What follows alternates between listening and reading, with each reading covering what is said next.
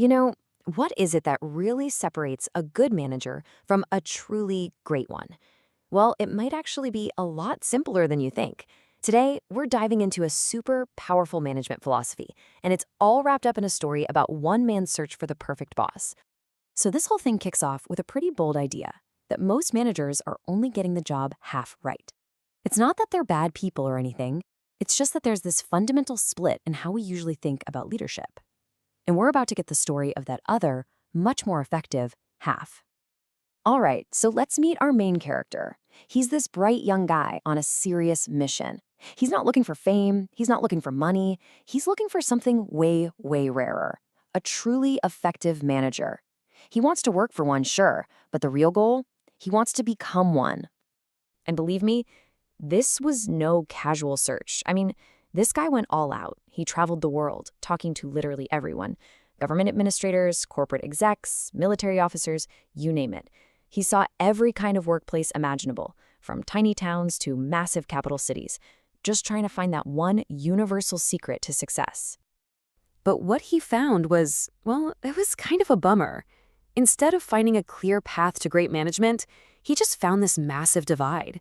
It was like the entire world of management was split right down the middle into two different styles, and neither one was complete. He basically saw that managers fell into two camps. First, you've got your tough manager, the autocrat.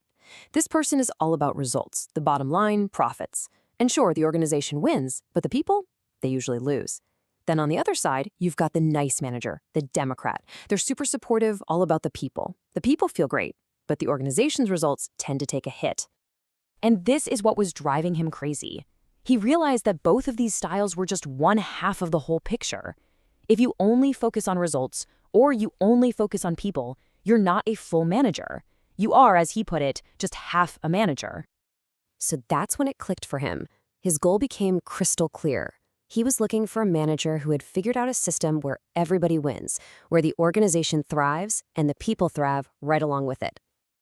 So just when he's about to throw in the towel, totally discouraged, he starts hearing these whispers, these rumors.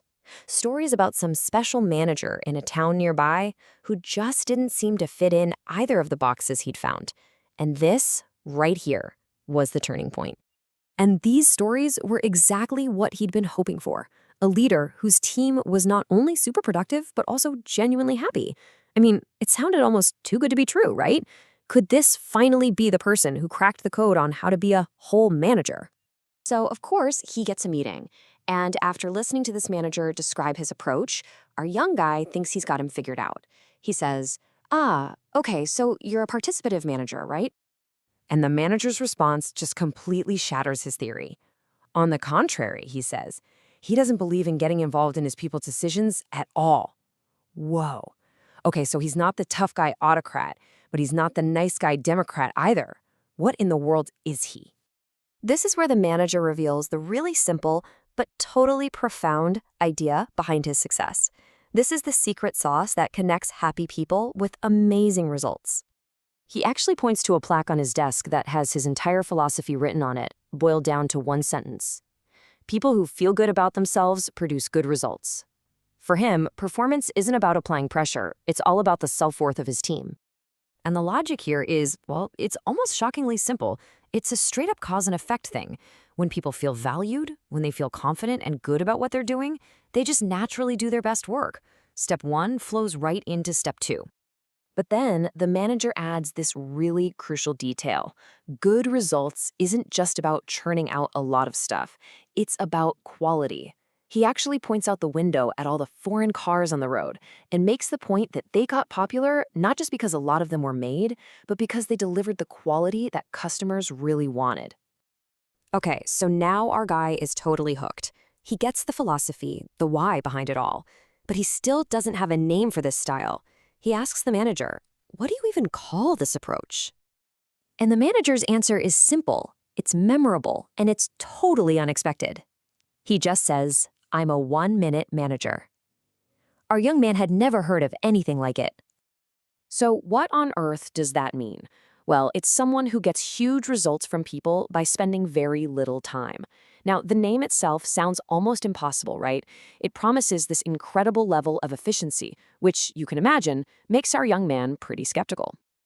But instead of trying to argue his case, the manager does something brilliant. He knows the real proof isn't what he says, it's in how his team performs. So he just tells the young man, hey, don't take my word for it, go talk to my people. And get this, in that very same moment, he demonstrates his whole philosophy. The young man asks him, okay, who should I talk to first?